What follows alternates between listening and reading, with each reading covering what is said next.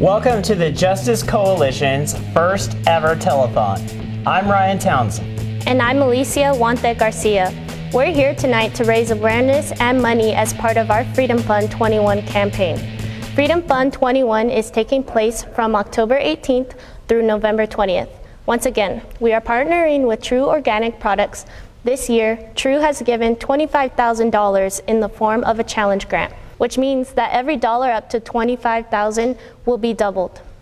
From our humble beginnings as a small all-volunteer prayer group, we have grown to an organization with multiple staff members. Since 2015, we've been able to educate well over 27,000 people in the Central Valley and beyond. Hundreds of people have banded together to give thousands of dollars to fund this vital human trafficking prevention work.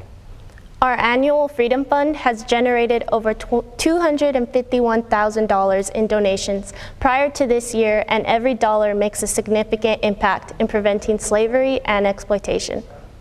Human trafficking is an exploitation of one person's vulnerability for another person's profit, and it affects at least 30 million people in the world today. In the Central Valley, well over 1,323 victims have been identified in the last 10 years by just one project, Central Valley Against Human Trafficking at Fresno EOC. Our mission as an organization is to prevent human trafficking before it starts through education, partnership, and outreach. Tonight, you'll be hearing about several of our key programs as we partner with the church and the community to stop exploitation. Human trafficking is a serious and dark topic. However, we believe in opening the curtains and letting the light in. We can't really pursue freedom and fight injustice without simultaneously embracing joy. Each year for Freedom Fund, we have a different theme, and this year, as you might have guessed from our cassette label logo, our theme has to do with music. Freedom Fund 21 is about making noise to prevent human trafficking. Making noise is cathartic. Making noise gets people's attention. We are amplifying the voices of those who are too often drowned out. Throughout the night, we will feature live in-studio performances and pre-recorded performances from a variety of locations. Several years ago, we had a chance to partner with Fresno County Youth Choir in providing a 3-part youth curriculum for the students in their program. Our goal with these programs is to prevent human trafficking by equipping students with the skills they need to protect themselves and be an advocate for their friends. Here's a very special performance from them as they perform Show Me Love.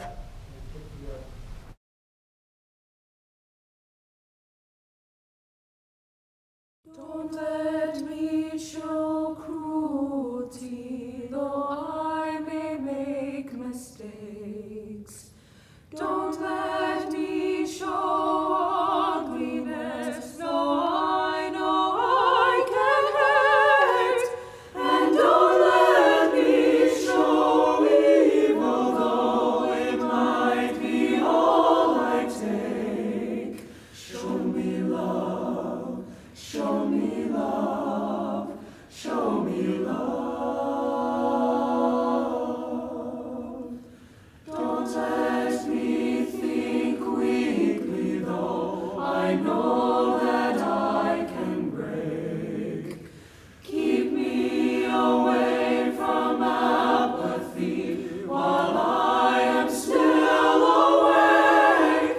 And don't let me think too long of the one I'm bound to face. Show me love, show me love, show me love.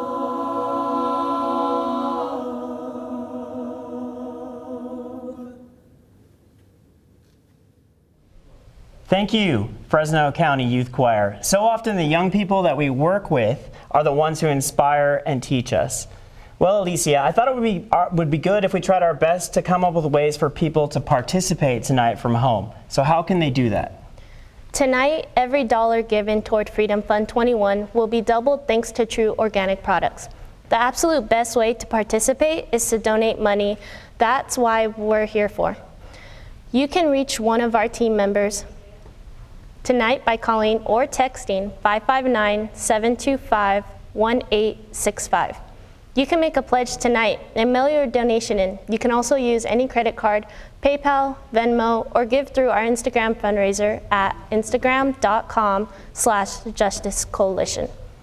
You can also send a courier or a Pony Express rider directly to our studio tonight. Or you can order pizza for all the crew here with us.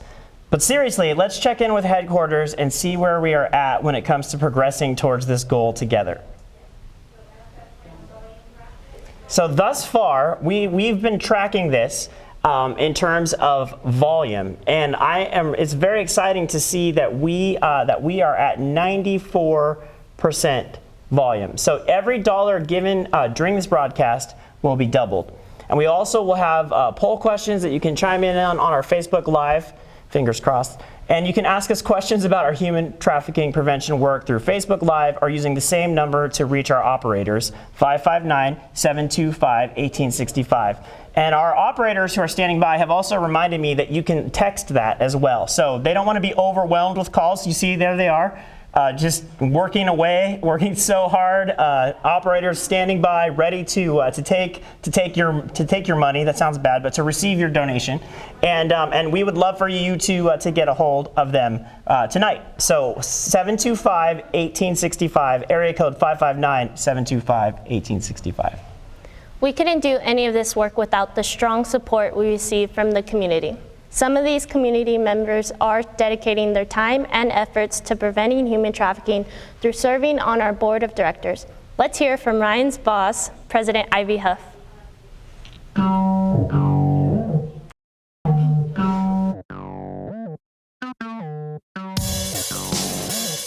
Hi, my name is Ivy Huff. I'm a licensed marriage and family therapist, and I'm also the board president for Central Valley Justice Coalition.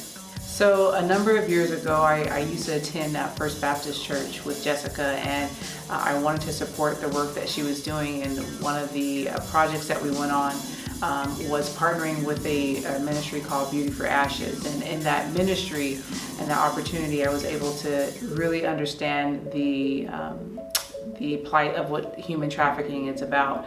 And it really struck me even more so because I saw one of my former classmates from high school out there in a situation that was not ideal.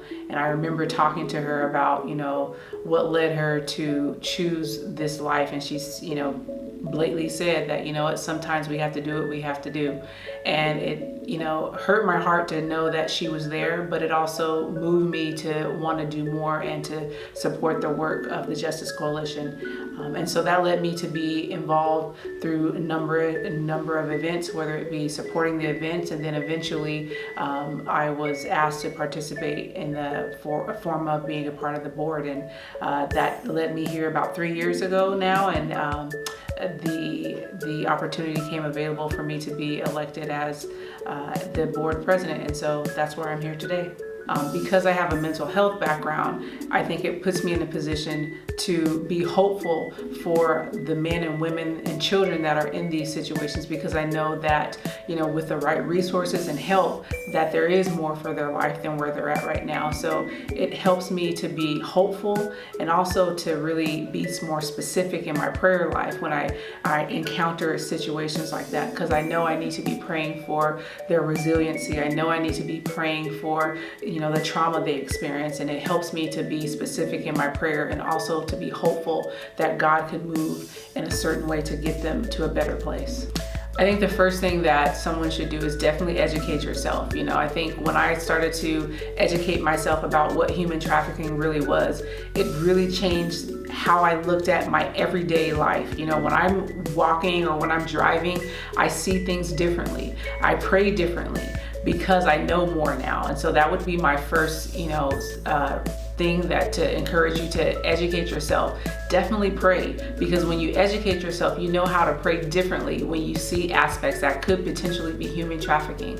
And then also support financially, because this work doesn't get done by wishes, it gets done by support, and it gets done by hard work for those that are actually working at the Justice Coalition. So your financial support, pushes them forward and motivates them to do the work that's really hard but is necessary.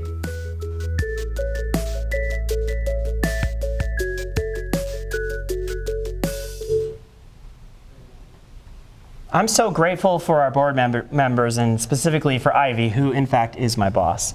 She's been a rock for us. She's both passionate and measured, and she's also a woman of deep faith who uses her gifts to lead us all. There are so many other strong women who lead in so many different ways in this work that we do. And one of these women is my wife, Bekah, and she's here in the studio tonight with our friend Jared Elston. Bekah is teaching and worship pastor at North Park Community Church, and Jared has multiple pastoral roles at West Fresno Christian Center, in addition to being a highly sought-after producer and performer in the West Coast music scene. We're going to hear a song from them now, so take it away, friends.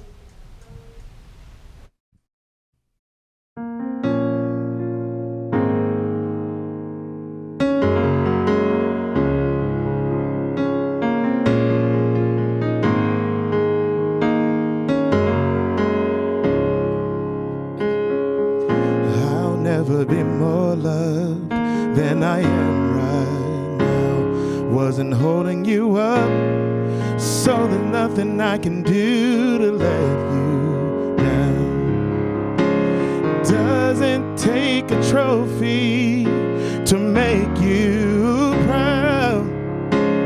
I'll never be more loved than I am right now.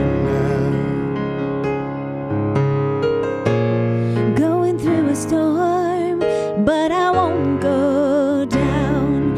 I hear your voice carried in the rhythm of the wind to call me out. 'Cause you would cross an ocean so I wouldn't drown. You've never been closer than you are right now. Say you are Jireh. You are enough,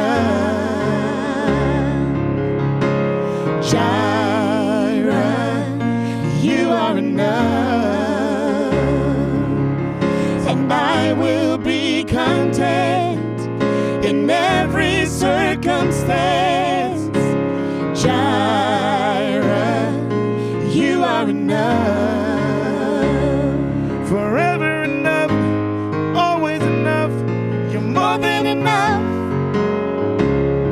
Forever enough, you're always enough, you're more than enough, yeah.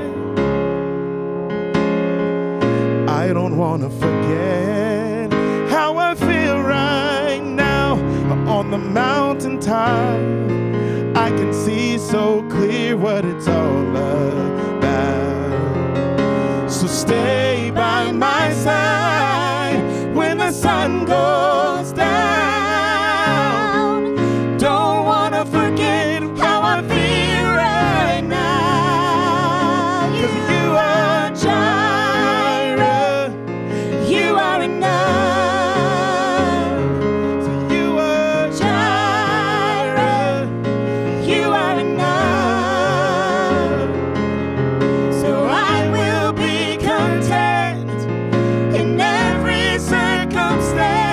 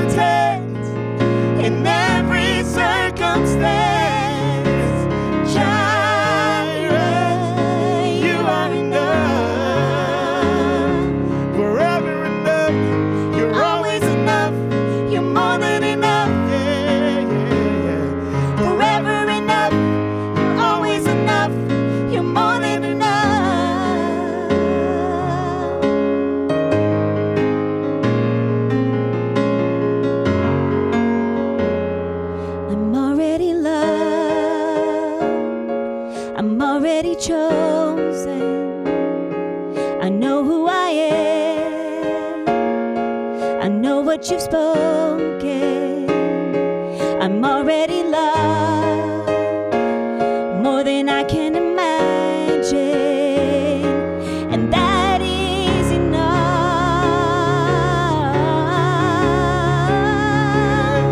I'm already loved, I'm already chosen.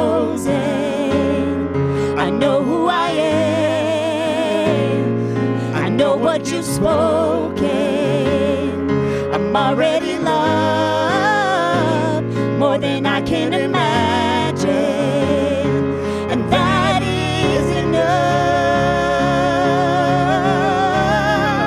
Oh, Already loved, I'm already chosen.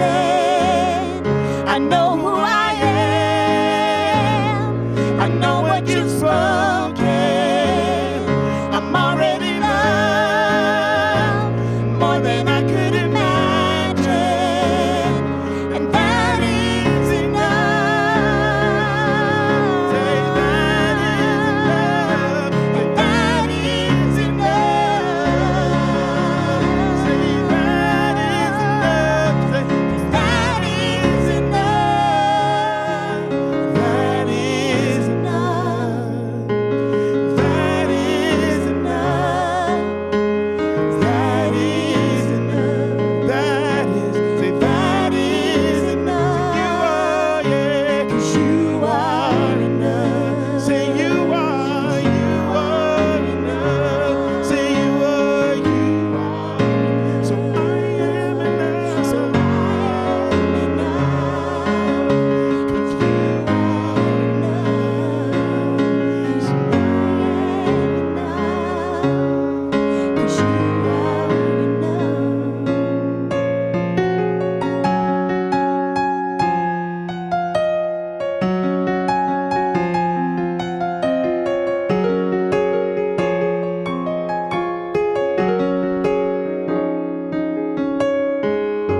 If he dresses the lilies with beauty and splendor, how much more will he clothe you? How much more will he clothe you? And if he watches over every sparrow, how much more does he love you? How much more does he love you? If he dresses the lilies with beauty and splendor, how much more will he clothe you? How much more will he clothe you? If he watches over every sparrow, how much more does he love you? How much more? If he dresses the lilies with beauty and splendor, how much more will he clothe you? How much? And if he watches over every sparrow, how much more does he love you? How much more does he love you? How much more does he love you? So much more than you can imagine. more than you ask, think, or imagine, according to his power working in us. It's more than enough. Say more than you ask, think, or imagine, according to his power Working in us. How much more will It's he more love? than enough. How much more? It's more than you ask, think, or imagine, according to his power Working in us. How much more does he love you? How much more does he love you? How much more does he love you? How much more does he love you? you are, yeah. More than enough. See, you are Jireh, you are enough. Jireh, you are enough. So I will be content in every circumstance. You are Jireh, you are enough. So I will be content in every circumstance, 'cause Jireh, you are enough.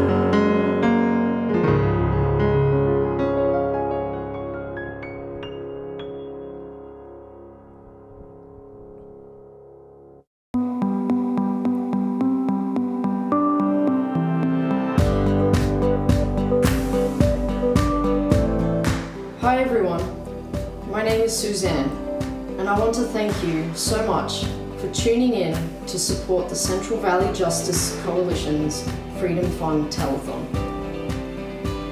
This year, True Organics has given $25,000, and the challenge is for our community, you, to match that. This means that every dollar up to $25,000 will contribute to the Freedom Fund campaign. The Justice Coalition are so close to having the whole amount raised and are inviting you to contribute. If you feel compelled, please donate and help the Justice Coalition to continue to prevent human trafficking throughout the US. Donating is really easy, and there are many ways for you to give. You can visit the Coalition's website. You can also give through PayPal, Venmo, Facebook, Instagram, or through joining their Patreon. And if you sign up for the Patreon, you get some really cool stickers in the mail. The link for that is also on the website. Anything is greatly appreciated. Thank you for your support.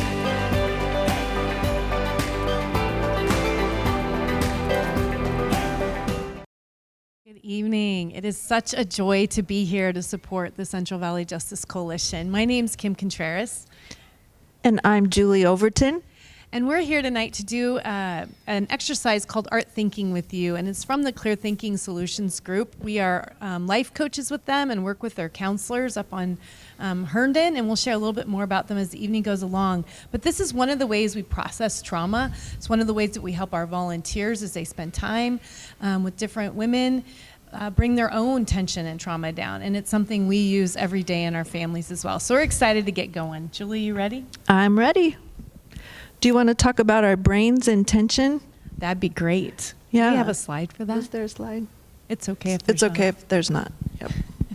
All right, so the things you will need, this is accessible for anybody and everybody in your home.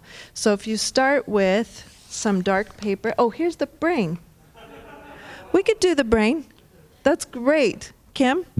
All right, so you'll see a brain, and not always do you see a brain on the screen, but here's a brain. And what we wanted to say tonight is that what we do in Art Thinking is to help bring that reactivity down. So you'll notice that limbic system right there, that's our reaction center, and you'll see those big X's. And what that means is that there is no way that the thoughts can get through to that frontal lobe to be able to make good decisions, to be curious, to plan, to find logic. And so what we want to do is help open that up. And we have habits of reactivity that we return to. All of us do, no matter who we are. But when you've been through trauma, the brain actually, certain parts of it swell to become more useful to you to survive. And so what we want to do tonight is help bring that down, and that's what this art thinking activity will do. Yep.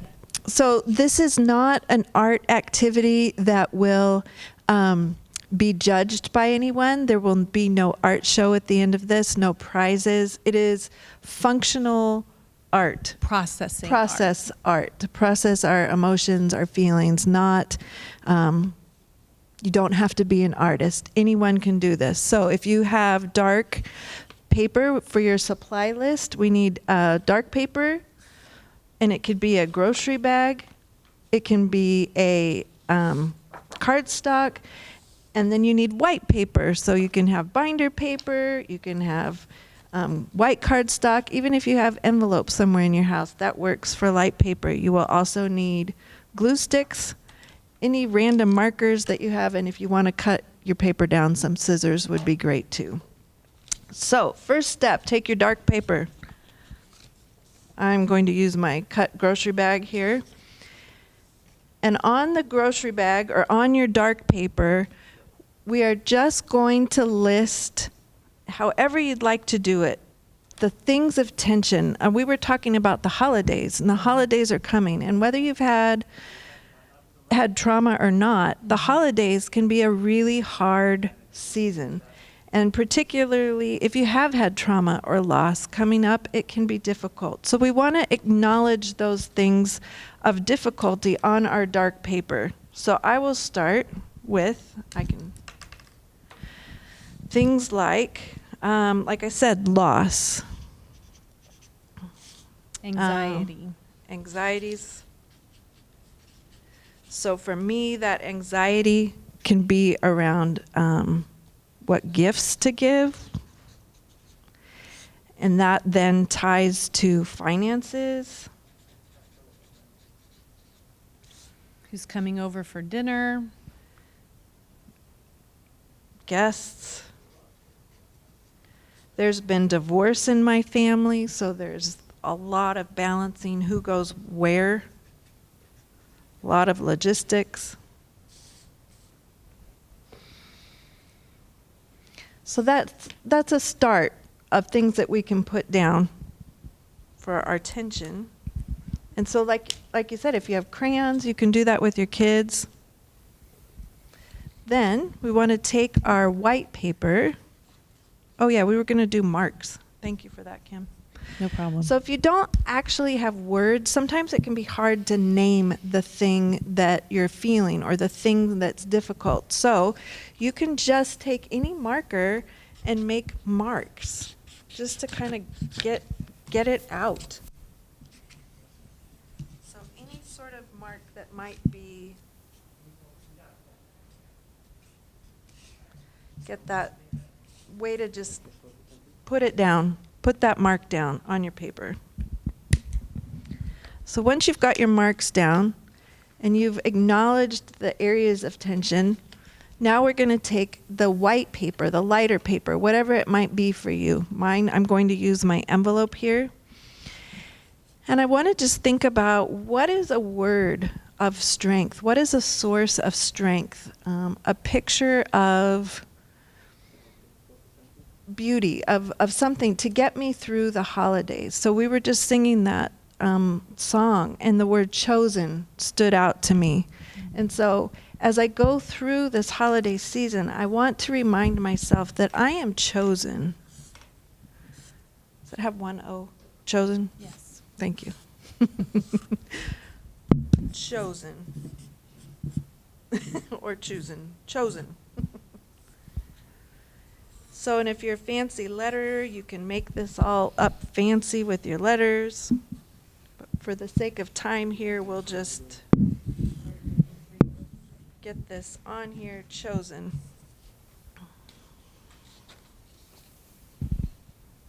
Kim, tell us about your word. So I did enough. I heard that in the song tonight too, that that idea that each day has enough trouble of its own as well as enough provision. And so how can I be looking at there's enough for this day?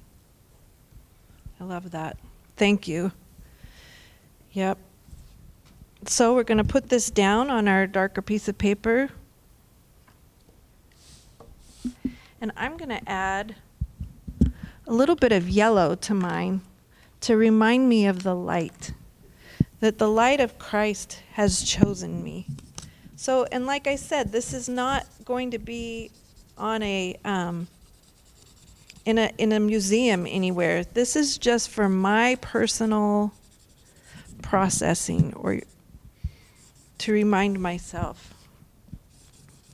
And if I walk through this holiday season knowing that I'm chosen, knowing that I am enough, how is that different for me? It gives me access to strength and joy that I might not otherwise have. Yep. So, yes, exactly. So I don't know what you're thinking about this holiday season, but as we notice those tension places where our bodies are letting us know, hey, something's going on, what we want to do then is that this becomes something we can, depending on how big your thing is, you can even stick it in your purse, you can put it up somewhere just to have around to remind you that, hey, this is a place I can land. Yes, tension, I hear you, I know you're there, but there's something else that's here too. And I can land on enough. I can land on being chosen. You can land on whatever your word is. And we just invite you to to take some time this holiday season to think that through. It's been a source of encouragement for both of us. Absolutely. And so, Kim, are there some other art thinking things that people can participate in? Yes, we have a slide with some information on an art thinking night that's coming up over at the Clear Thinking Solutions office on Herndon, and that information's just popped up. And we will probably see this again in a little bit, but just so you know, this is one of the partners, this is one of the places where we experience provision, where we experience enough, and so that's how you can get involved. December 3rd, 5 to 9, and the number there, 905-9088. You can text and reserve your spot. Thank you. Great. Thank you.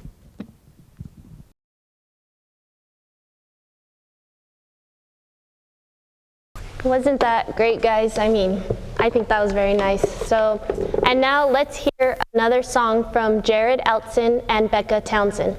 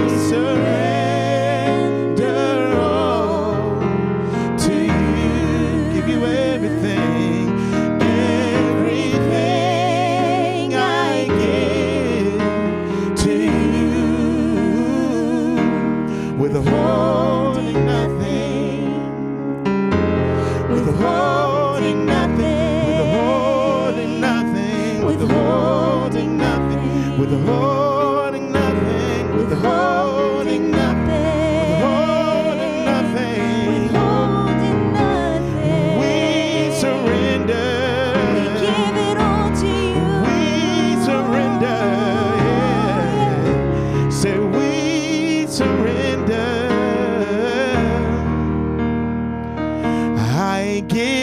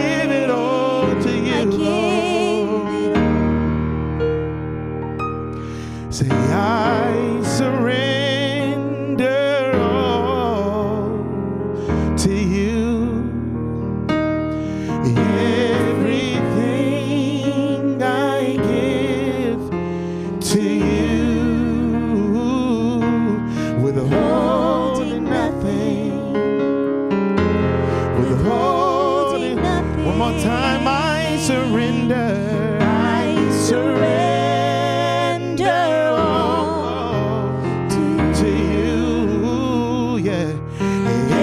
Everything I give to you,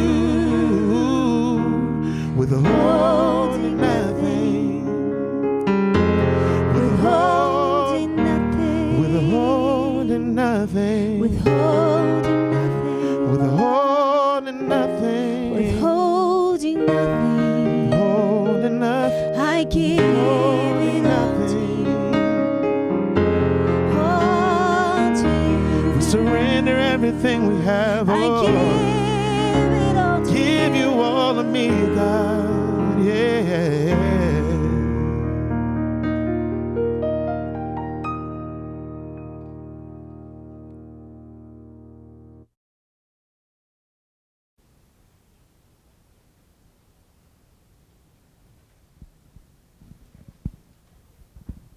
Thank you both very much.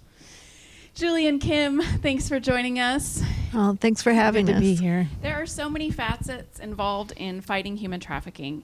You do a unique work. Can you tell us a little bit about the work that you do? So we have the joy of partnering a lot. And so we do prevention work. Krista, we have done classes with Krista in our youth center. So off of First and Belmont is where we live. And so we do youth programs. We also have outreach on Belmont to the women that are working out there. And then we have a safe house. And we have a team of folks that are from all kinds of places, different churches and avenues, and we also do trauma training. So those are kind of the big chunks that we're a part of, and it's just a joy to be here with you guys tonight as one of our major partners. Well, we're glad you're here. Can you tell us how you got involved in the first place?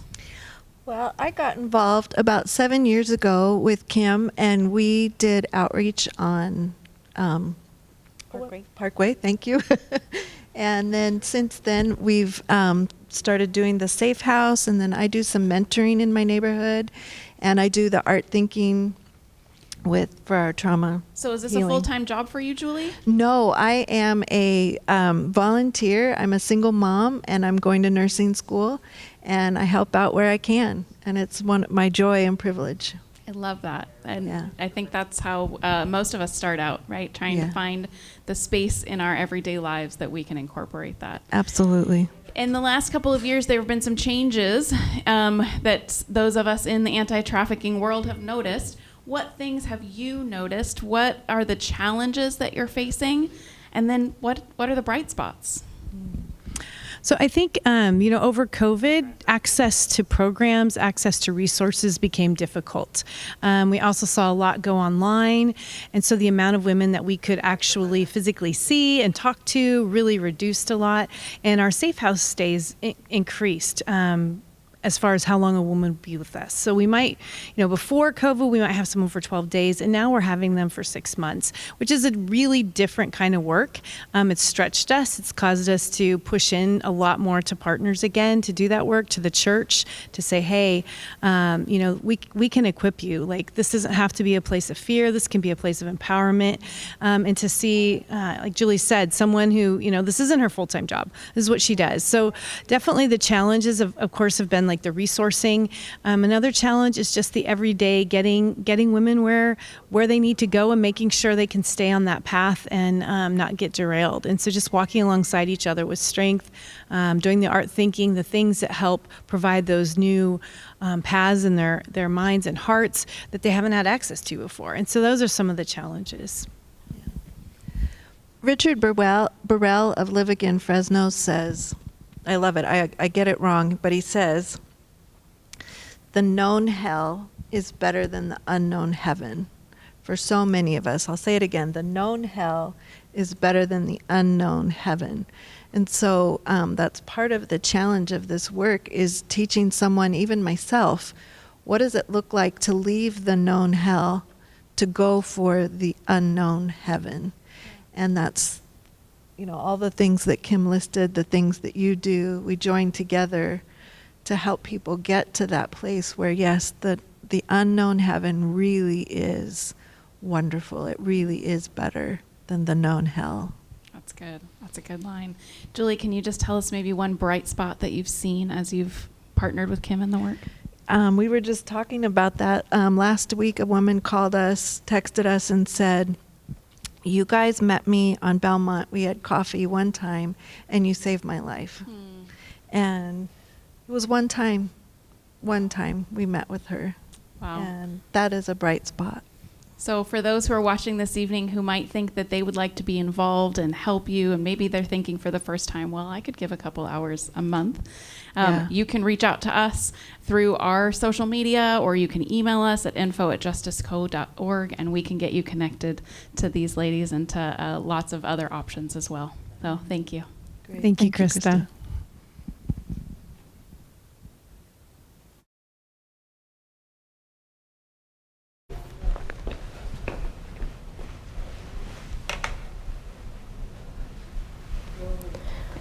Our next performer recorded this live in only one take. Josh Aldrich is an American guitarist and music director who is based in Paris, France. He is sponsored by multiple guitar brands, including Matchless Amplifiers, JHS Pedals, and Duesenberg Guitars. The instrumental song was recorded in London, and we're pleased to share it with you.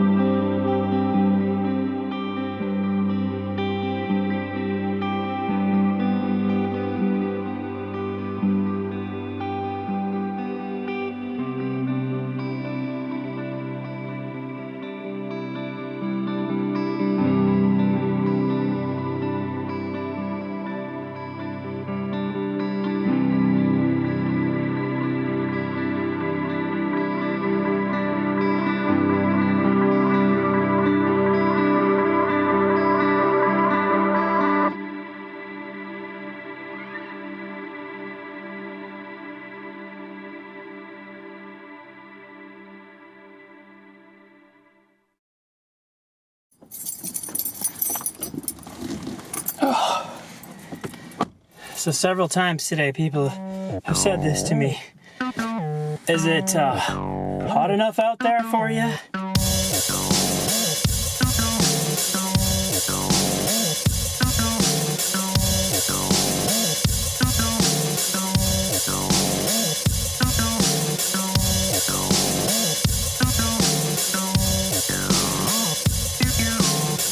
What's up, everyone? Ryan Townsend here, Executive Director of Central Valley Justice Coalition. In this week's video intro, you saw clips from the C Club Rush at Fresno Pacific University, a How to Be Free presentation at River Valley Church, a Freedom Sunday at Valley of Grace, among others. And so we are really like a phone that's been plugged in overnight. We are recharged and ready to go. But the most pressing thing to tell you about right now is that today, September 1st, we have launched our brand new Patreon Sticker of the Month Club. And we need your help. For several years, I've been talking about it with my team, with my wife, with my therapist, with my pastor. I've been talking about this idea: how can we leverage the energy and the dedication and the commitment that can come from crowdsourcing behind a cause? A few years ago, I had kind of a life-altering realization. I was having a conversation with my son. Despite my wife and I's best efforts, our kids discovered that YouTube exists. So thank you, Google, for advertising to children through YouTube for Kids. My son and I were having this conversation about a particular streamer, video game streamer that he watched, and he said, "Dad, I want to give him some money." And I was like, "Excuse me, you want to give money to this person?"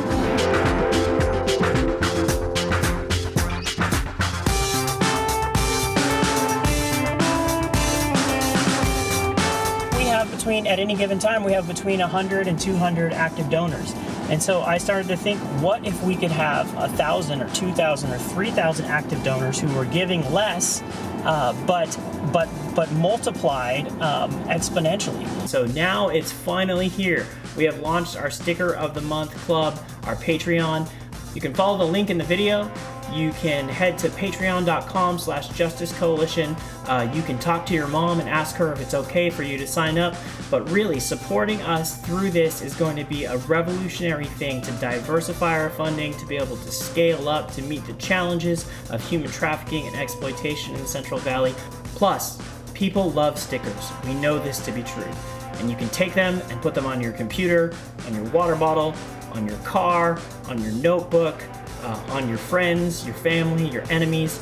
You can do whatever you would like within reason with these stickers, and we really need you to sign up. We're dreaming big with this, and we are inviting you to come and dream with us. Head to patreon.com/justicecoalition and sign up. So how does joining our Patreon help the mission of the Central Valley Justice Coalition? Well, really, we founded this organization. This organization has been around for over 10 years, and we're into our 6th year as a standalone 501c3, but we've really been able to do this because it literally has been hundreds of people giving to make it possible. Other than true organic products who are making it possible for us to do this Freedom Fund, this annual Freedom Fund Challenge Grant campaign, we really rely on just normal everyday people like you and me to make this work possible. And so when you join our Patreon, what you're doing is you are joining together with a whole bunch of other people to give a small amount that goes a long way. And so you can join our Patreon right now. It is a Sticker of the Month Club. Recently, when I was on a family vacation in Seattle, my daughter, who loves stickers and also loves Dutch Brothers, made us go to wait in line on the 1st of the month, and when the limited edition sticker was released. And at that point, it really cemented for me just how much fun we can have with these stickers. And so we have guest artists who are going to be coming in. We're going to do some hand-drawn designs. We're going to do a whole bunch of different designs. We're into our fourth month right now, but you can head to www.patreon.com/justicecoalition and you can sign up.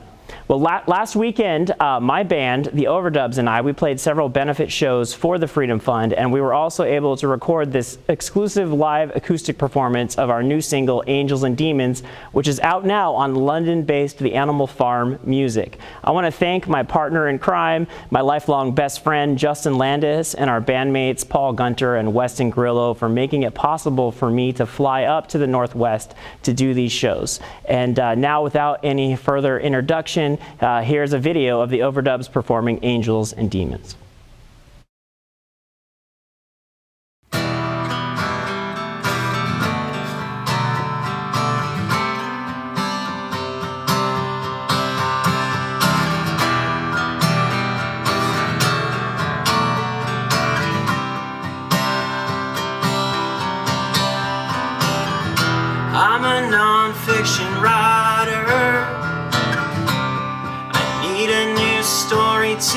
tell. I'm a hack, you're a saint, we're a mess.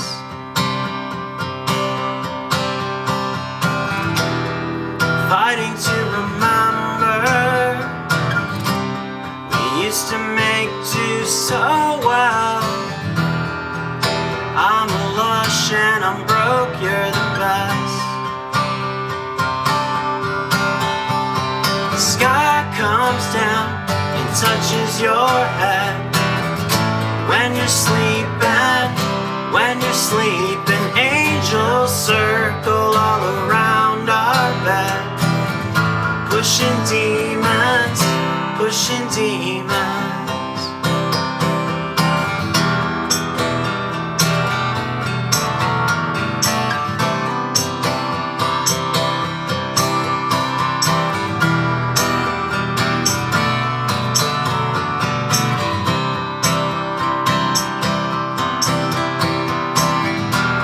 The city is an ember. When we're alone, sparks catch fire. I'm in touch, I'm connected to you.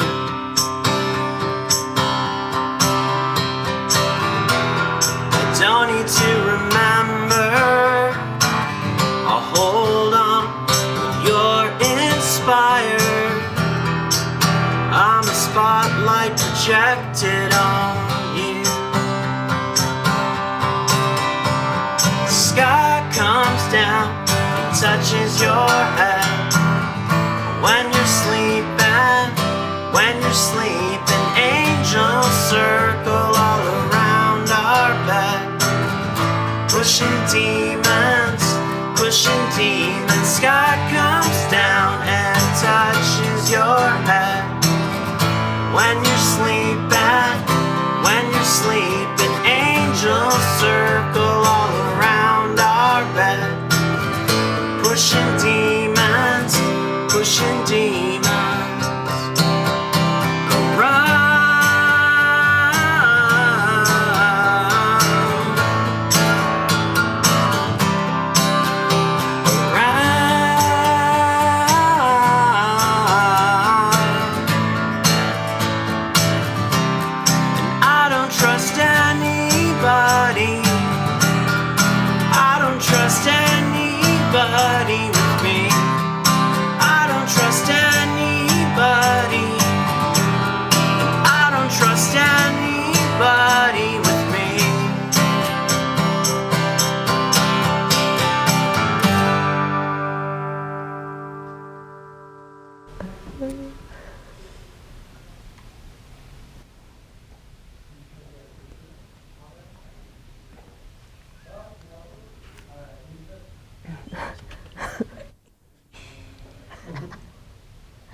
You're on. Okay, we are on. Hello, everybody.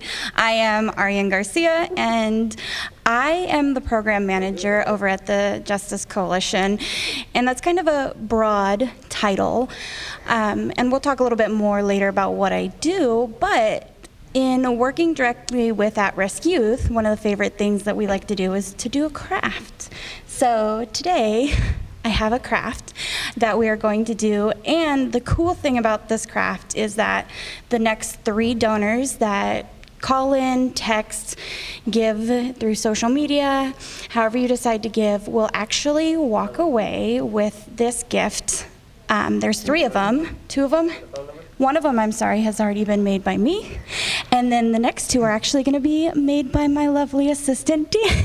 Wait, what? You didn't tell me I was making anything. Surprise! Hang on, am I going to get dirty doing this? I would hope not. I really, I'd have some concerns if you did, but that's okay. So, what we are going to make today is these adorable custom pot holders, and inside will be a cookie mix and a brownie mix. We have another cookie mix here. So, Dan, what you're going to do is you're going to turn on the heavy equipment. Okay. This button. You got to press it. There you go. Maybe we should stand up so I can see. So we can stand up for it? Maybe not. No, I'm way too tall. We're gonna stay seated. So we have 2 designs here. You wanna Oh, yeah. talk about these designs here. What does it say, Dan? Adulthood, straight up, the worst hood I've ever lived in. Ain't that the truth? So we just love Dan's accent, and just the way that she said it right now was a testament as to why I love it so much. And then we have bakers are gonna bake. So you're gonna pick what color pot holder. As our machine is heating up here, you're gonna pick what pot holder you wanna put what design on. Now think hard, because these are actually gonna go and be somebody's like gift. Okay. This one on this one? If that's what you wanna do. Yeah. Okay, are you sure? Dan she informed me that she is not a crafty person at all, and so I decided to spring it on her that she would not be the assistant, but actually the crafter today. Good job. So, wait, it's heating up. We probably should have turned this on first, but that's okay. So Dan, how many times have you done crafting prior to this wonderful experience here? Not a lot. I can't recall the last time. No. You don't Nothing like this. No, never. Never. Never? No. So we have some heavy equipment here that you do have to be careful with because it does get hot. So how do you feel about that? Terrified? Poor Dan. I'm pretty prone to burning myself. Oh no. Maybe we should have switched this around and kept you as the assistant. I'll be fine. So what temperature does it need to get to? It will get to 300. You guys can't see it, but it is at 2 something. I can't read. 265. We're almost there. We're almost there. And then, like I was saying, these are so much fun. So last year I made a bunch of these for friends and family. And I mean, who doesn't love baking? As you can see, I'm ready for Christmas. So I fast forward from Christmas. From Halloween to Christmas. I forgot that there was Thanksgiving, so whoops. And okay, are you ready? Yes. So what you're gonna do, you have this lined up how you want it, so you're gonna pick this up. Do I? Okay. I don't know, do you? So, here. Yes. Okay. You don't have to, no. Keep it on the pad. Oh, okay.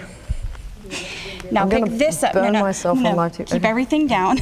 Now I'm a little scared. Now you're gonna pick this up and put this directly on here, and you're gonna press the little green button, and it's gonna count down. It's really, I promise you, it's extremely easy once you do it. I promise. So it's kind of heavy. Yes. Use your. There you go. Okay. Set It's it down. like an iron. Yes. Oh. Bingo, dingo. All right. Now press the green button and put a little pressure. Maybe stand up to do the little pressure, I don't know.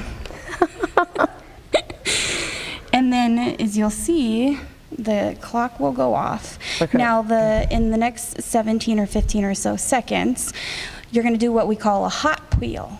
So a hot peel is when you peel it while it's still hot or warm to the touch. Okay.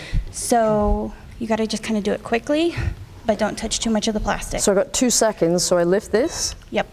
Don't lift from the bottom. There you go. Put it back in here. Now pull up, hold down one edge and pull up the plastic. Come on, you got this, Dan. Quicker, like a Band-Aid. Oh. Okay, give me that, because you don't want to burn yourself. Okay. Look at that. Can I touch this yet? Yes. No, it's still hot. Oh, okay. Don't touch that.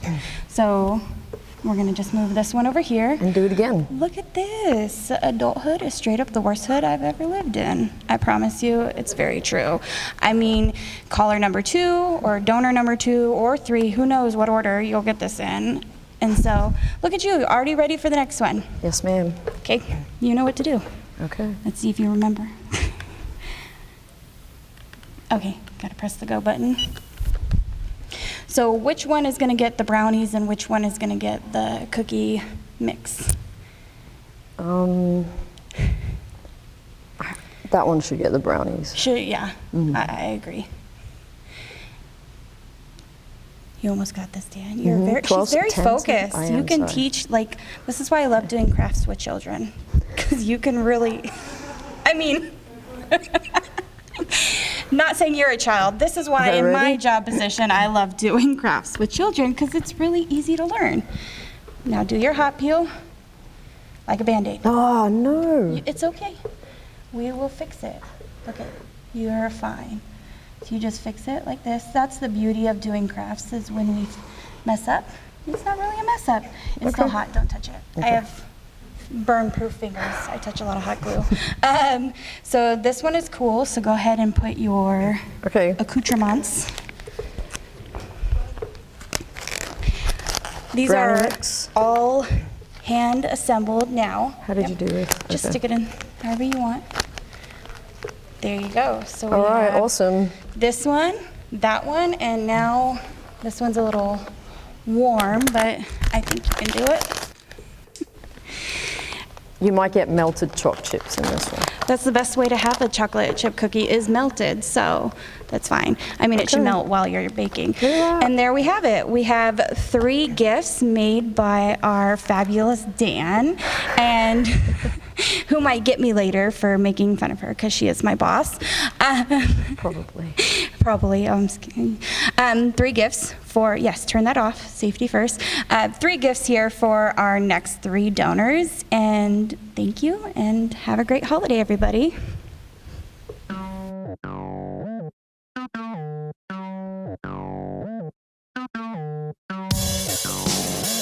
Hi, I'm Melody, and I'm going to show you how to make a sourdough starter. Growing up, we made all of our own bread, and I have continued in that tradition.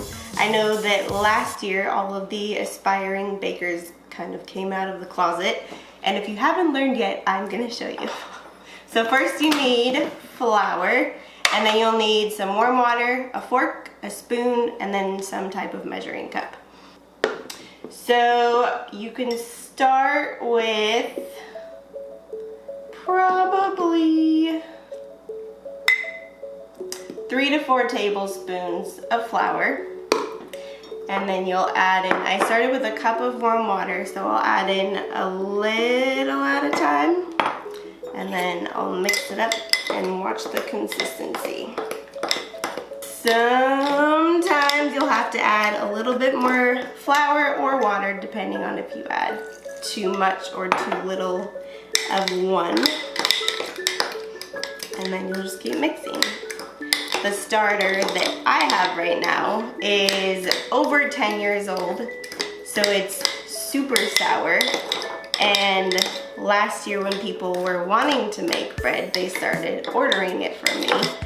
And I also made scones and crackers. Sometimes my roommates don't like me because I make so much and then they have to eat it all. But a little bit more water.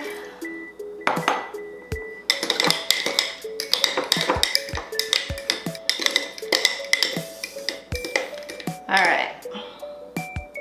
So some of you make meringues, and when you get the peaks of the egg whites and then it kind of flattens down a little bit, that is the consistency that you want your starter to be at. So I will show you. You want it to kind of peak at the top and then it'll flatten out again. So this is what it'll kind of do. And then to get it active, so you'll let it sit for 8 to 10 hours, and then you can feed it again at night. So you'll dump out about half of it, and then you'll feed it with more flour. You can do about 3 tablespoons, and then warm water again to about the same consistency. And then I'll put, you can use a cheesecloth or plastic wrap, and then I'll do a rubber band around the top of it and then sit it in a warmer place in the house. So when you have your starter and you're gonna dump some of it out, you want at least half a cup of starter left in the jar. And you can either measure it so that you know for sure it's a half a cup, or you can just eye it. It doesn't exactly have to be half a cup. So when you're trying to get it active, you'll feed it twice a day. So in the morning and then at night, and then make sure you're dumping out about half of it. And then as it gets more active, it's gonna self-ferment and it will rise to the top. So if you have like a towel or a paper towel under it, then if it overflows and explodes, which it will, then it's easier to clean up the mess. So, and then once it's active, it will be super bubbly, and when you dip a fork in it, it'll be elasticy and kind of just come off the fork. And it's as easy as that. Thank you for watching and supporting the Justice Coalition. If you donate during the Freedom Fund, you will receive one of my sourdough scone recipes that you can make with your own starter.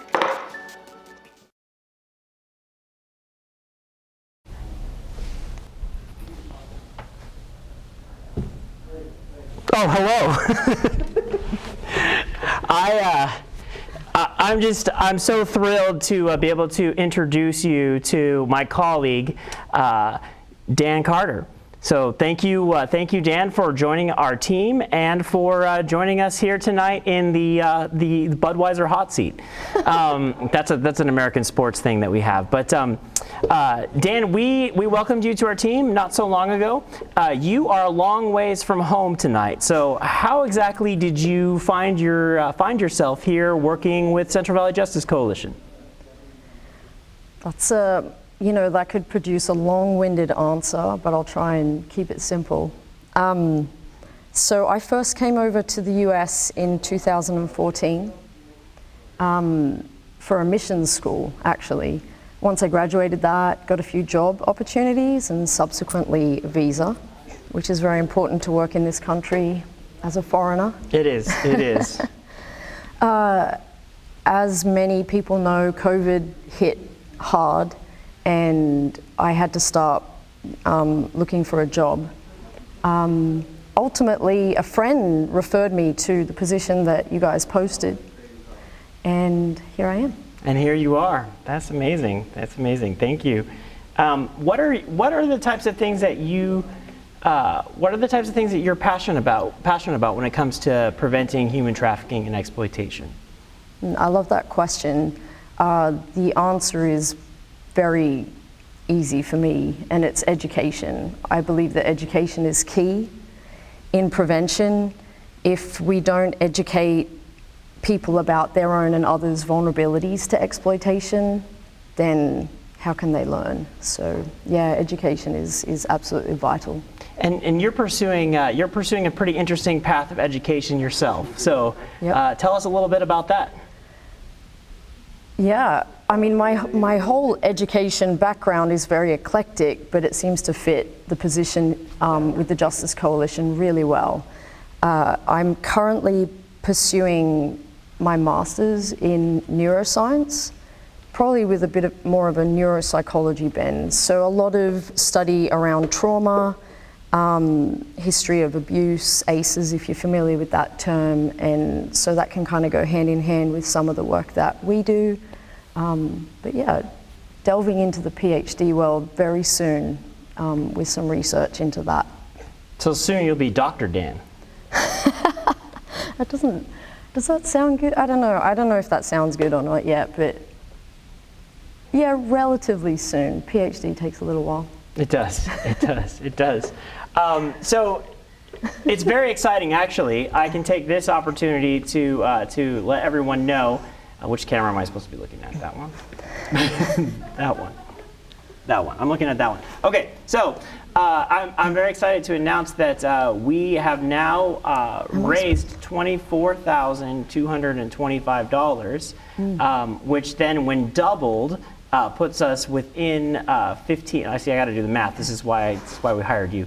Help me with this math. But from my understanding, we need $775 more to reach our goal of $50,000 total. And so we do have operators standing by, as you saw as we cut away. There they are. They are. And there's our incredible co-host, Alicia, is there right behind her sister, Marissa. And look at that, they're just working the phone so hard. Operator standing by. The number that you call or text if you want to reach us tonight is 559-725-1865. Again, that's 559-725-1865. I also want to say hello to everyone who is joining us on Facebook Live. Dan, so being that you're from Australia, what time is it there right now? Hang on. Oh, you gotta look. I think it's like 2 p.m. Yeah, so I think literally, 2 p.m. But Friday. 2 p.m. on Friday. Yeah. So that's a trip there. Yep. thinking about the fact that it's already the future. But you know, people around the world, our friend Josh, who we just saw a performance from, he was asking me, how can I watch this in Paris? And so as long as there's no kind of international restrictions, people can certainly be watching us on Facebook Live right now. Also be watching us on CMAC.tv. So people from around the world are tuning in. I think I'm always curious when I meet someone who's from a different place other than where I'm from. I'm always curious about food because I'm a very complicated and deep thinker. And so I have an important series of food questions for you here. And the first is, what's better, kangaroo fillet sandwich or Vegemite and cucumber? Which would you prefer? You know, you leave me with a really tough choice because both sound amazing. They're both good sandwiches. I'd have to go with the kangaroo, though. You're gonna go with the kangaroo. So you're gonna eat those adorable pests. Pests. Oh, Yeah. they're pests. Oh, absolutely. Because they're from the rodent. They're from the rodent family. Are kangaroos and they're rodents? like your deer. They destroy like deer. everything. Okay. They destroy everything. And the thing is that we Americans love deer in theory. Until we crash into them, or my brother-in-law, he hunts them, and my other brother-in-law, he thinks it's only. Whoa, I'm like, well, I don't know where I'm going with this because I don't want to get into trouble with PETA or vegans and vegetarians everywhere. But he hunts them with a bow because he thinks it's more sporting. Do you have crossbow hunters in Australia? I assume so. You don't know, because you're from the city. So another thing that's funny is that people sometimes have difficulty placing your accent, thinking that you are not from Australia in the first place, but that you're maybe British or South African. South African. What about Kiwi? Did anyone ever think you're a Kiwi? Oh, we don't talk about that. No, okay. No. All right. We actually had we have a little funny running joke, you and me, which is that sometimes, we're faced with a task at the Justice Coalition because, the work that we do is difficult and is challenging, and, we're faced with what seems like an insurmountable... Wait, what he calls a task, I call an epic journey. An epic journey, right. An epic journey. And so, it was a bit of a come to Jesus moment for me because I said we were doing one of these epic tasks and I was doing my best to help you. And I said, you think of me as your Frodo. This is what triggered this thought for me because the Lord of the Rings film's being filmed in New Zealand. I said, well, you're Frodo. You're going up the mountain, and I'm Samwise. And what did you say about me? No, absolutely not. You are Gandalf, 100%. You disappear when I think I need you, and then you come riding in on a white horse with your whitish hair, glowing, ready to save the day. Well, and he does often. You know what's given me this whitish hair is things like needing to do an annual Freedom Fund challenge campaign each year. But we are Jessica, my colleague, and I, we've talked about doing a telethon for years and years and years. And it is really taking a ton of people right now behind the scenes to make this possible. Yep. And so we're super, super thankful and we're super grateful for everyone who's here helping tonight. And all of you who are at home watching us. We really thank you. And you know what? If you're watching us right now and you think, hey, this is so good, I need to share it with my friends, then by all means, please share. And if you think, hey, I need to tell my friend to call the number, because we have operators standing by, 559-725-1865. But thank you very much, Dan. We really appreciate all the hard work that you've done to put this into. I love how Krista picks up the phone every time like the camera cuts there as if she just took her call. But no, we thought it would only be appropriate tonight for us to give a taste to the viewers of the content of our classes. And so right now we have this next segment is coming from Understanding Human Trafficking. And it's an online go-at-your-own-pace course that we partnered with Fresno Pacific University's Center for Distance Learning to produce. And here's the thing: this was in process before 2020 and the fact when we all got shut down and needed to work from home and learn online and do everything online. We were already working on this. So I'm also really thankful for the foresight of our team and the hard work that they did to put this together. And I can't really take much credit for this class, but I do want everybody to take it. And you can go on and sign up. It's a go at your own pace class offered through Fresno Pacific University. And this clip is going to discuss how to spot red flags when it comes to human trafficking and exploitation.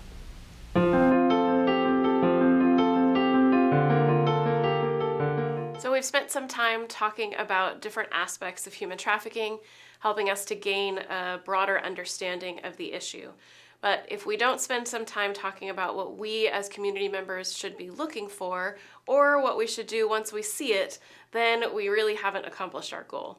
So we want to spend some time today talking about red flags. These are the things that throw up a little bit of caution, or maybe they make the hairs on the back of your neck stand up a little bit, something that makes you think, there's something off here. And we've all had those experiences.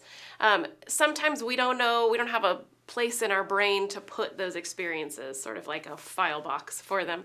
And so then sometimes they can just get overlooked because we second guess ourselves. We think maybe that's not really something I should worry about, or maybe that's none of my business. So what we want to do is just give you a few aspects that you can be looking into and keep in mind, also to give us a language for those so that we know, yeah, this is something that actually is not appropriate. So we want to look at 3 areas of those red flags. The first is in the workplace. The second is in physical appearance or the health of a person. And then the third one will be personal agency.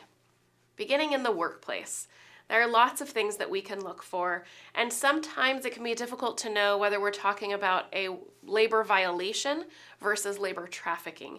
And so sometimes we feel like we have to have all the pieces before we can report. We want to make sure that you understand that it's not your job to do the investigation.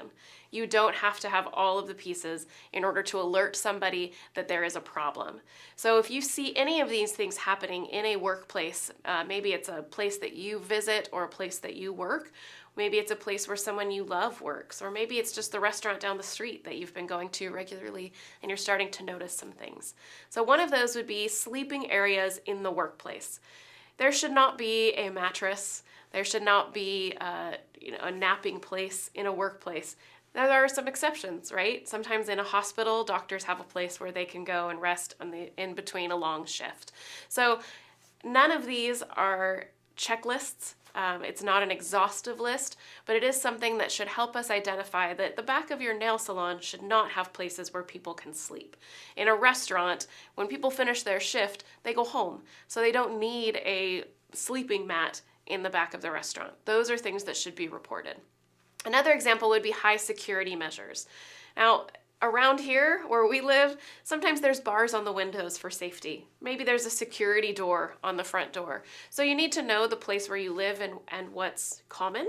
But one of the more well-known cases happened in Los Angeles, and there was an apartment complex where they had the barbed wire fences, but instead of the barbs going out to keep people from coming in, they actually went in to keep people from going out. And it was neighbors who recognized that actually that seemed really strange. So we can be paying attention to, are there security measures that are actually existing to keep people in a place rather than keep them out of a place? And then someone who owes a large debt and is unable to pay it off. That is a really huge sign of labor trafficking. Somebody who, no matter how hard they work, they're not able to pay their employer back for what they owe.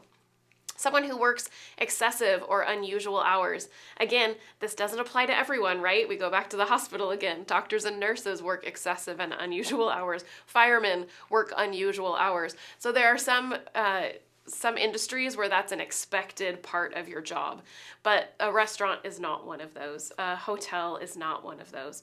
So if someone is working a 48-hour shift, if someone is not allowed breaks, these are things that need to be reported. Whether it becomes a violation or a trafficking situation, it still needs to be reported. And then someone who's not able to speak for themselves. So an example would be if you're going to get your nails done and you're talking to the person in front of you, and every time you ask a question, they're looking over here to see if they're able to answer that question. Or any industry where you may be working with someone, but they always have to look to another person to answer your questions. That is a red flag for us. And then the last one would be that they're unpaid. They're paid very little, or they're paid only in tips. So someone who is clearly doing a lot of work, maybe they're a nanny, maybe they're a live-in healthcare provider, but they don't seem to ever have any money of their own, and they're relying entirely on their employer to provide everything. That is another red flag. So the next section that we want to look at is physical appearance and health. Sometimes this is the first thing that we'll notice. We may not even need to know a person very well to notice that something may be off. And again, we may not be able to identify why. The signs of abuse may come from lots of different reasons, right? But we want to make sure that we are people who are reporting those signs that we see and attempting to get help for people if they need it. So someone who's malnourished, seems like they have not eaten in a while, their skin may be sallow or pale in color, and they're not getting any help for that. We would want to make sure that we're offering help. If it's safe to talk to the individual, that we might be communicating with them directly. And when I say safe, I mean safe for them and for you. Sometimes we know that trafficking victims are being watched, so we want to make sure that we're not putting someone else in danger by approaching them. So know your surroundings, know what you're comfortable with, and know that there are ways to report that don't require you to engage with a victim, but that also you are the judge of that situation for yourself. So it may be an appropriate time for you to speak to someone directly and ask if there's just a way that you can help them. Another sign that we see often is that someone is dressed inappropriately for the weather. You know, it's January and they have a mini skirt and a tank top and some flip-flops. We want to be asking some questions about why. I myself had an experience with someone in a hotel lobby rather, that was checking in, and it was December and she had no shoes, matted hair. These were things that to me were a clear sign that something was going on. And so that's an opportunity to just report, to say, I see somebody that might need help. Signs of abuse, these can be varied. And again, they can come from a lot of different reasons, but we just want to be people that don't overlook them, whether it's bruises or broken bones. It might be something as drastic as that, but it might also just be somebody that avoids eye contact, that is fearful, that their body language suggests that they are watching their back all the time. Again, an opportunity to ask questions. Our last area to highlight is personal agency, people being in control of their own self, their own belongings. So someone who has no control over their own money, that would be a red flag for us. As adults in particular, we should be able to access our money. Even if we have a joint checking account with a spouse or something like that, we still have access to what we own. If someone does not have access to that, that's a concern. That raises the point that some of these things are different depending on whether it's a minor or an adult. My children, they have to come to me to ask for their money because I keep it in a separate account. However, even they have some money in their own piggy banks, right? So just also assessing these situations based on age and position, that's important as well. Someone who's unable to clarify where they're staying. So we know that in issues of sex trafficking or labor trafficking, if people are being moved from one place to another, they often have lost sight of where they're staying. Maybe they have no awareness of their surroundings. And what we know about the brain in trauma is that its job is to keep the person alive. It's no longer focused on keeping a timeline or keeping track of things that to you and I might seem important, but in a situation of trauma where somebody is really under duress, the brain is focused on keeping them alive and safe. And so a victim might not be able to tell you what city they're in. They might not be able to tell you where the closest grocery store is, or even what they do for fun, because victims don't have weekends. And so to be able to say, you know, what kind of movies do you like to watch, or what books do you read? Somebody who can't answer those kinds of questions would also throw up a red flag for us. Again, someone unable to speak for themselves. We talked about this in the workplace, but also just in personal life. A girlfriend who's always looking to the boyfriend for the answer, or a young person in a doctor's office who the adult who is responsible never leaves, and they're never able to speak on their own. We know of cases in the past where victims have not been questioned apart from their trafficker. So we want to make sure that all people are allowed to speak for themselves. Someone who has a loss of sense of time, again, this is the brain's attempt to keep a survivor alive. And so they may not know what day of the week it is. They may, even when they tell their story years later, they have large holes because their brain wasn't keeping track of the order of events. It was keeping track of the necessities. So a loss of sense of time is something to look for. Not having access to their identification or their own documents. It is illegal for another person to hold on to your documents and that you can't have access to them. So sometimes traffickers will tell victims, well, I'll just hold on to this for you, and make it seem like it's not a big deal, normalize it. And someone who needs work is likely to accept the word of their employer because they need that money. But the reality is it is against the law for that individual to hold on to their documents. So if we know of any cases of that, those should be reported. And then the last one would be few or no personal possessions. Oftentimes trafficking victims rely on their traffickers for everything. Maybe as far as toothpaste and toothbrush or clothing, and they're not allowed to go and purchase anything of their own without approval or without somebody else providing it for them. So again, these are all instances that we want to report, and we will talk more about how to report those in the next section.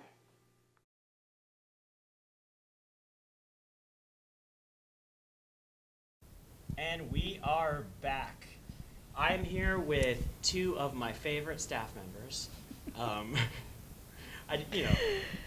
guess that's not saying that much, right? Because we're a fairly small team. But no, I'm here with Marissa and Arian.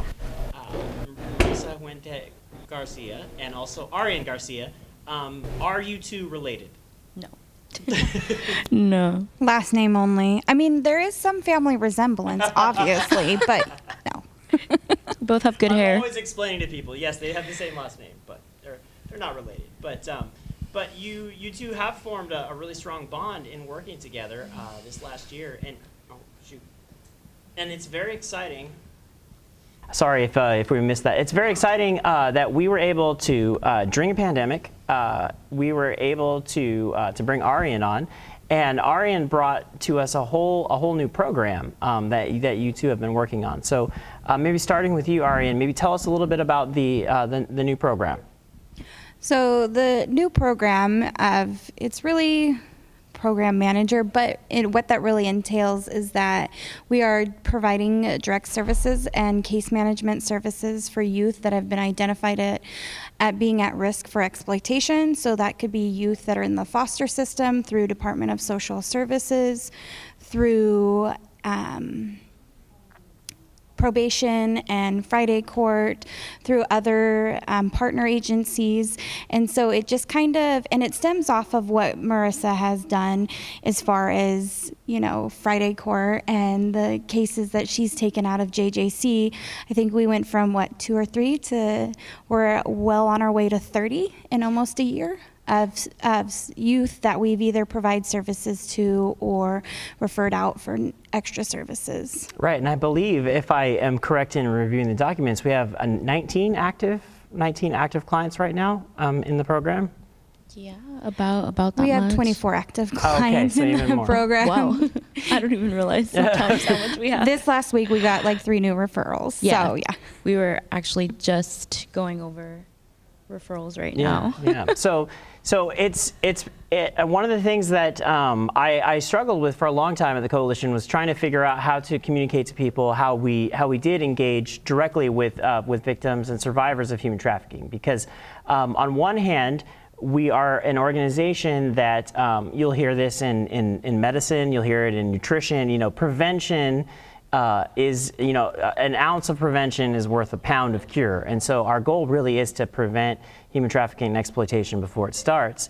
But I've realized that that's a little overly simplistic view, because there are youth, especially youth, whether they're in the foster system or still at home with their parents, who have an extraordinary number of factors that would make them more susceptible to human trafficking. And so what are some of those factors? Whichever you might want to jump in. Oh, geez.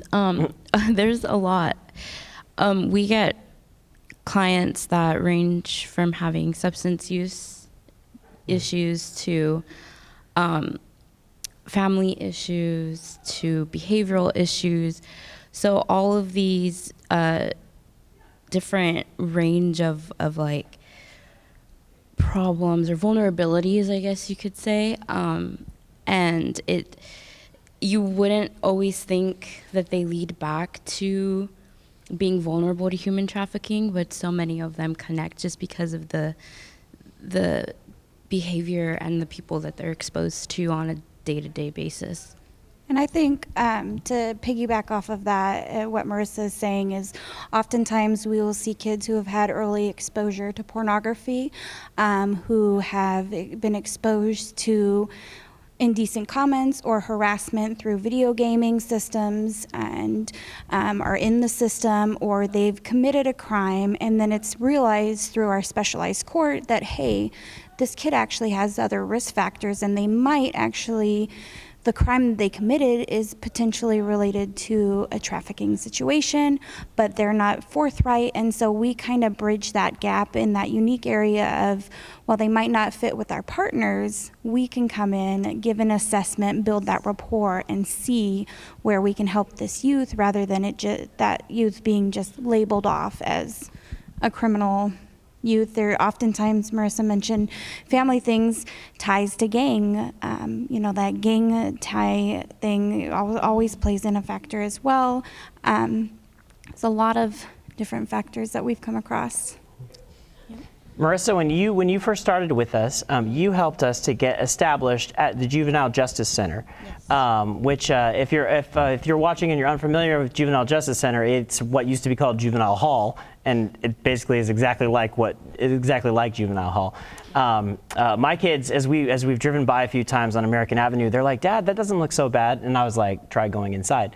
So, Marissa, you helped us get established at Juvenile Justice Center. What was that like at first? The first time that you went in there and you conducted a My Life, My Choice group for young women who aged 12 to 19. What was that like going in there for the first time? I was a little bit nervous because it's very intimidating. Just to get into the building was a series of doors and security checks, and make sure one door is closed before you open another door, and you have to leave your cell phone in the locker. Leaving you can't your take cell anything phone in. cut off from the world, basically, for an hour. Yeah. It was intimidating, and I just had to keep telling myself, like, you're a grown woman, and these are children that are going through, something like this, and yeah, it was interesting. You were really able to, as we were debriefed it together and with others on our team, you were really able to build rapport, though, with you felt like you were making connection, right? Yeah. Not with every single young woman, but with some of them, right? Yeah. There were a few cases where the girls would pull me aside and ask to talk to me, and they would share something that they were dealing with that week, whether they were feeling suicidal or they were worried about what life was going to look like on the outside. And they would pull me aside and we would just talk. And then there were times where they thought I looked like a total nerd and wanted to fix my shirt and would tie it for me and help me look cooler, that kind of thing. So yeah, I did build some bonds, and girls that I would see over and over again because they wanted to keep coming to our program. Yeah, and we're hopeful to. We actually have to start. Not only is it a series of doors once you arrive at juvenile justice, but it's like a series of bureaucratic paperwork to get in there in the first place, and we've had to restart that process, right? Yes, it's documentation and background checks, and also building rapport with the staff there, because I think getting to know them and having them back us and having their support, which we had their support the entire time, made it really helpful and a little less intimidating. Yeah, no, that's great. And so it's really been COVID-19 that has stopped us from running programs, and now we've got to get back in there, right? Yes, we were in our second session when COVID hit, and we had to stop mid-program. So that was disappointing, but I'm hoping we can get back in and do a full cycle and educate some more girls in there. That's great. That's great. This is a question for Arian. Arian, you are a human trafficking survivor yourself, and you've shared your story across the country, even across the world, right? There's a profile coming out on you that's coming from South Africa, and so. But you, so you are uniquely qualified to use your own experience plus all of your. It's not just about your. And you and I have talked about this a lot, right? It's not. You're not only qualified because of your experience. You're qualified because of your training, your education, your experience in the field. Those are your bona fides that allow you to do that. What are some hopeful things that I think one of the things that people ask, and I'd love to get your thoughts on this too, Marissa. But one of the things people ask is like, how do you find the hope in the midst of all this darkness? Because I think a lot of us have a tendency to want to just stay on the surface. And not maybe dive deep into the waters of early exposure to pornography, of childhood trauma and abuse. So, Arian, how do you keep that hope alive? And maybe what are some things that have that you can point to even in this last year that we can all take hope and take heart from? Yeah, so going into this, I was really, really terrified. I mean, as you mentioned, yes, I have my lived experience, but as any true professional, you cannot just base everything on that. So I absorbed all the trainings and just the knowledge and everything that I could to know how to, conduct myself ethically and professionally, but also be a fun person for these kids. I'm purposely wearing my badge today because I am notorious for always forgetting my badge. Group homes love me when I do that. And I come with just these kids. One thing that's very inspires hope in me is despite the things that these kids have been through or are currently experiencing, they have still their childlike wonder about it. And I still have that in my heart as well. And it's just a connection. Sometimes they're not always an immediate connection, but really what gives me hope, even on some of the cases that I'll sit there and work with a kid for weeks and weeks. And I remember one kid specifically, and we're coming up on, oh my gosh, a full year of this kid in receiving, just my mentorship and case management. And this young gal left and was gone for 4 months. And usually when a kid goes on AWOL, you really don't know anything and you think the worst. And they came back, and the first thing they said to their social worker was, "Can I have Arian? Can I have my CVGC advocate?" So what really just inspires me to keep going is that we are planting those small seeds of hope, and these kids know, all of them know, no matter what happens or where they end up going or what they end up doing, we will always be there for them as somebody that they can say, "Hey, I messed up, I need some help." That's great. And how about you, Marissa, in just 15 seconds? Like, how do you keep what are signs of hope or ways that you keep the hope alive? Well, going off of what Arian said, definitely the more you work with these kids, the more you realize, wow, these are kids. And you see that more and more as you work with an individual. And I think also what helps me keep hope is every time I get a new case, you think to yourself, you never know when this could be the day that I teach them something that changes their life. That's so great. I'm so thankful for both of you. Thank you guys for being here tonight. And now we are going to head back to Alicia for an update on the giving. Operators are standing by now to take your call. As of this very moment, we have raised $24,225, which when doubled by True Organic, it is 97% of our goal.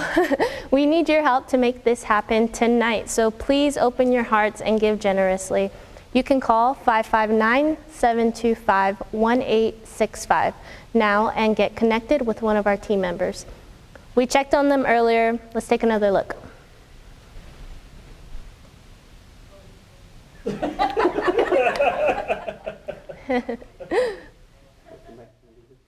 They're waiting for you.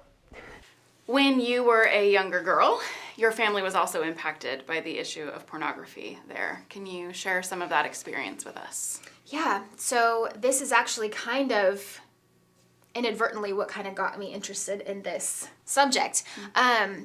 The subject of pornography or the subject of trafficking, or both? Well, the subject of trafficking and then understanding how pornography ties in so closely to human trafficking. So my father, by the way, let me back up and just give some background. So I was raised a 4-person family. It was my brother and I and my 2 parents. We were raised in church and we're a fairly close-knit family. I knew early on that my father was sexually abused as a child. That was something that we were told as we got a little bit older. I don't think I really knew how much it changed him and how deeply it affected him, though, especially in the area of his own sexuality. As an adult, he became addicted to pornography. And after years of pornography use, the addiction progressed to the point that he was engaging in paying for sex. So he hid this addiction from our family for the first 18 years of my life. But it deeply affected our relationships just the same. The shame of his secret made him a miserable person. And it really hurt the relationships that he had with my mom and myself, and my brother too, I'm sure. He finally reached rock bottom and began treatment through our church for his addiction. And then he confessed it to my mother after a few months of sobriety when I was 18 years old. So I loved my dad deeply. And when I found out about this secret that he had been keeping, I was devastated. So, of course, the question in my mind was, did I even really know him? If he was able to hide this my whole life up until that point, living in the same home with him for 18 years, that was a big blow. And I felt like the foundation of my life was falling apart, kind of everything that I thought I knew. And I have to say, though, that as my dad began to heal and he began to put that behavior behind him and choose new behavior, he changed into someone that I had never seen before. He was kinder and softer and more humble. It was like the real him was coming back. And the anger was gone. And he was really, truly committed to his sobriety. And that was clear to me. And I think that was one of the reasons why I was able to rebuild my trust. It took several years of healing, but we were able to rebuild our relationship and reestablish trust after a few years of hard work. Currently, there is a push to crack down on buyers of sex, which we commonly refer to as Johns. There are places, including Fresno, where first-time offenders are enrolled in classes to help rehabilitate them. Some would like to see much harsher and more public punishments, such as pictures posted on newspapers, published online, even on billboards. How do you feel about that, given your situation, and how do you think that approach would have affected you as a daughter of an offender? So I have some really strong feelings about this, as you maybe can imagine. This is something that has come up more than once, and I've thought through. I do understand, after speaking to law enforcement professionals who also have strong feelings about this, that there is a deterrent factor in exposing the behavior of Johns, and that it may, at least at first, deter people from buying sex. I do feel strongly, however, that this really has no long-term value. So I feel like shaming or embarrassing someone for engaging in behavior that's most likely already rooted in shame, which we know is common, it won't heal the problem. It may deter at first, but I believe it'll just drive it deeper into the darkness. And the deep-rooted addiction, it won't go away. Those are the things we need to get to, and every aspect of human trafficking, victims, perpetrators, buyers, we really need to address the root issue. So I also want to add that as a family member of somebody, and we know that buyers of sex come from all walks of life, professionals, religious people, clergy, family members. And so what happens then is it not only exposes and embarrasses the person who's doing it, but everybody related to them. I can't imagine, I was in high school, probably elementary school and high school, when my dad was engaging in this behavior. And if they'd put that on a billboard or in the newspaper, and then I had to go to school, and I found out at the same time as everybody else what my dad was doing, it would have been even more devastating, as well as for my mom, who also had a life and was unaware of what was happening. So that's also something to consider. Today, my dad leads a group for men, which is very well attended, by the way. And these are men who are struggling with sexual addiction, similar to what he struggled with, particularly pornography use, and these things that are destroying their relationships. We live in a world that's saturated with sexuality, and this issue is affecting everyone in one way or another. Most of the men that my dad counsels with have some kind of abuse, brokenness in their past that's deeply affected their relationships, and they need healing. We recognize that victims of human trafficking need healing, even the ones who have, like some say, chosen their profession.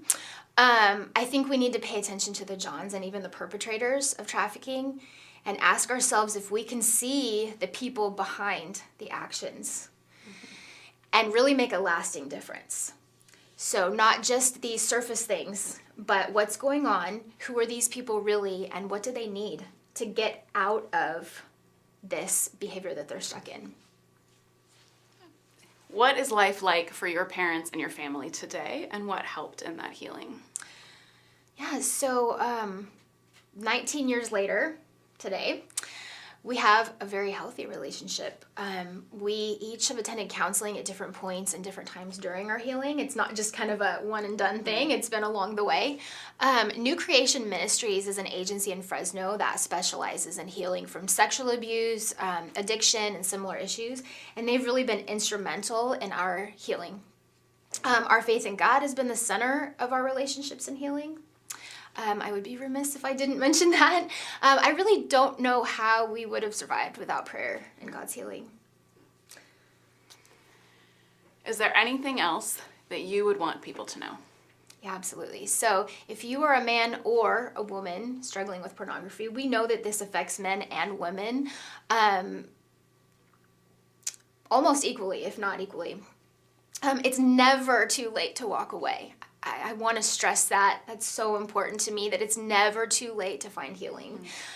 You can find so much freedom in your life when you are not shackled to this thing that has consumed your mind and your time and your energy. There is so much help out there. You are not alone, and your relationships can be healed if you are willing to do the work. That's one of the reasons why I love to share our story, because there actually is so much healing that has happened in our lives. And from that healing, we're able to go on and then share with others. Mine in my own way, my dad and mom in their own ways, and even my brother who leads a group as well. So it's never too late. Julie, thank you for coming and sharing. Thank you for being vulnerable. Thanks to your family for allowing you to share this story. We know that you have sought permission of your family members before speaking. So just thank your entire family for their willingness to be a model for us to learn from. So thank you. And thank you for having me. Our pleasure, always.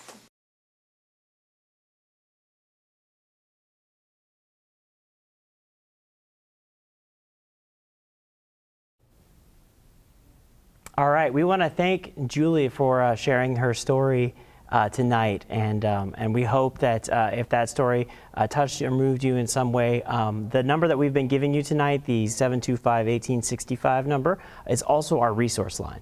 And so, on a more serious note, if you have questions, or you or someone you know is seeking help, please do reach out to us.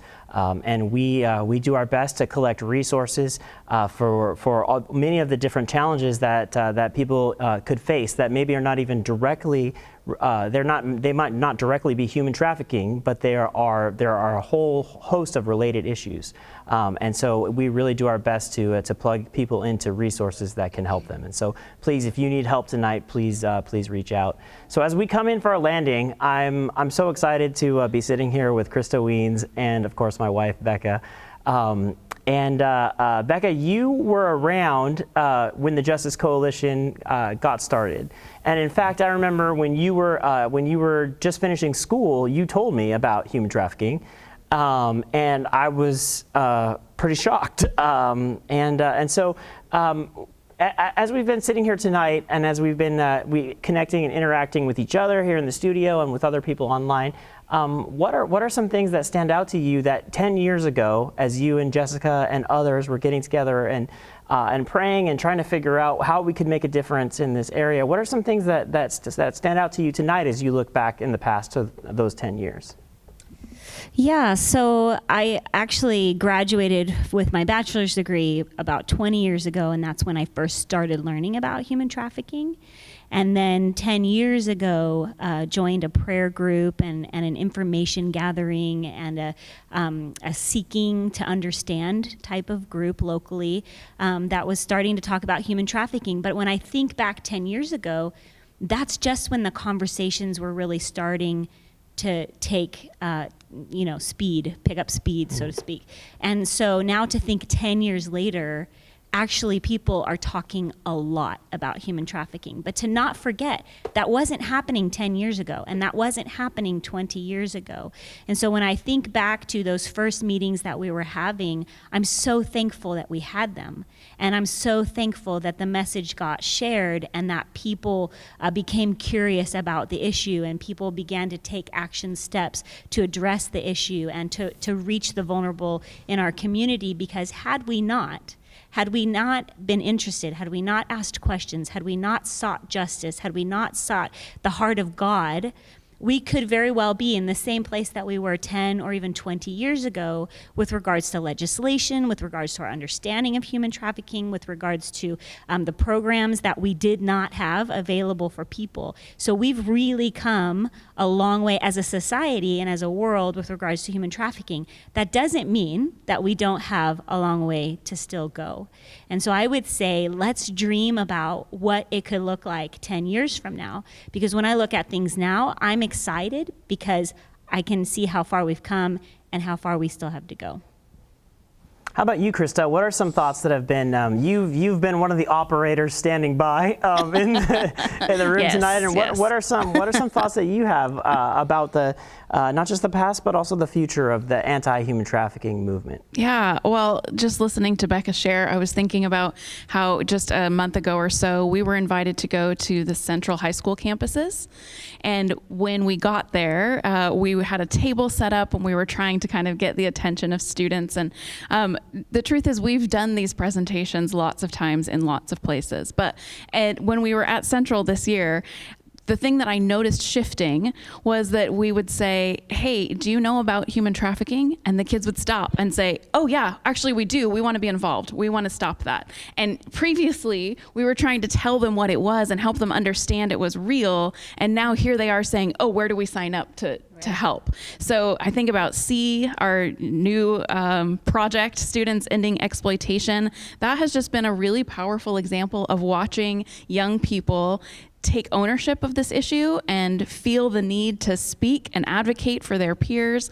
It's just been really exciting to engage with them and to see the creativity that they have for making sure that they and their friends can stay safe. So if we haven't talked about that tonight, people can check out their information on Instagram at c.justice and also on our website at justiceco.org/CSEE.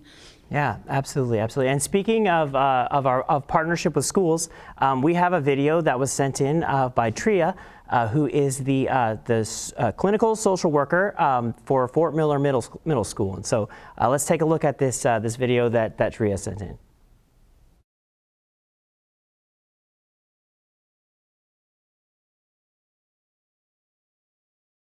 My name is Tria Biltz. I'm a clinical school social worker for Fresno Unified School District, specifically for Fort Miller Middle School. We have been partnered with CVJC since 2018. Initially, we were looking for local community organizations to partner with and to provide psychoeducation to our students. They happily accepted, and I met Krista and Jessica. Since then, they've managed to organize and provide curriculum for groups, informing students on what to look out for and how not to become human trafficking victims. And now we have a lot of students who are knowledgeable and are ready to be advocates for those who are possibly being victimized for human trafficking. Not only have they provided groups and curriculum, but they've also provided resources to our students. One time we were asking for backpack donations and they came through with that, as well as clothing donations, and they gave us gift cards so that we could buy clothes for the students who are in need. So if you can find it in your hearts to donate, please, please, please, please donate, and your money goes to a very, very good cause. Thank you so much, and have a wonderful rest of your week. Thanks, Tria. Thanks for letting us use that video and for continuing to work with us. And we have another video that we want to share with you of another partner who learned about the work that we're doing through our social media posts. And then because of the education she received, she was able to equip a survivor that she was working with. And the follow-up to the story that you're about to hear is that that survivor has entered a treatment program and is doing well enough that she's been able to reunite with her child and bring them home.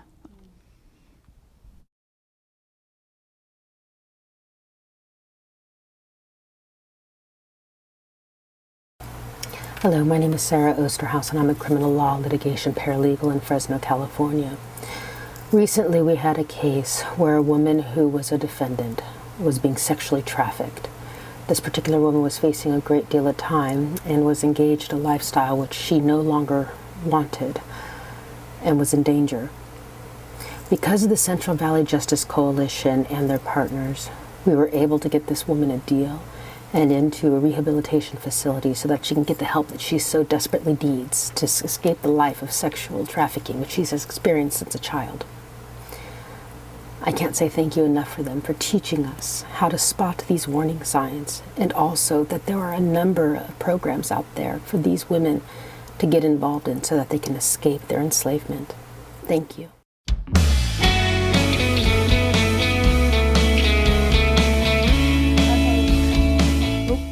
So we are getting ready to say goodbye, and in conclusion, I wanted to let everybody know that we reached our goal by the last amount being donated in memory of both of my grandparents, and then we had another $250 donation over our goal. So thank you as we continue our support. Thank you here. And I just want to say thanks to my whole team here who were willing to do this crazy idea of a live telethon, which we all know now is a little bit harder than it looks on TV. And I want to thank CMAC for all their technical support and just for giving us use of this incredible studio. I want to thank our church partners who have really stepped up in the last 2 years to help us continue to do our human trafficking prevention work. And I want to thank all of our donors who continue to give generously and faithfully and who make it possible. And so we might be up here on stage together celebrating this win tonight, but really this one is for everyone else. And so you at home, you get the GOAT trophy. Thank you very much, and good night. God bless. Bye.